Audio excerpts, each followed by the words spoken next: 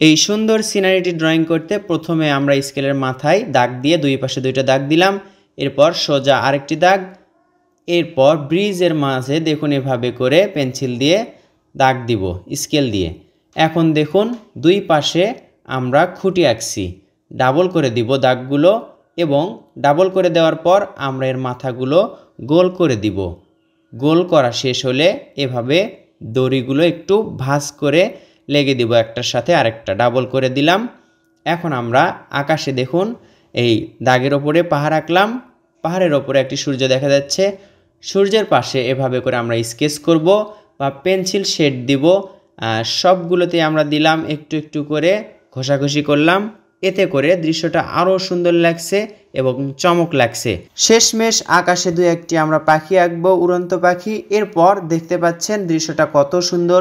আপনার চোখে কেমন লাগলো কমেন্ট করে জানিয়ে দিন।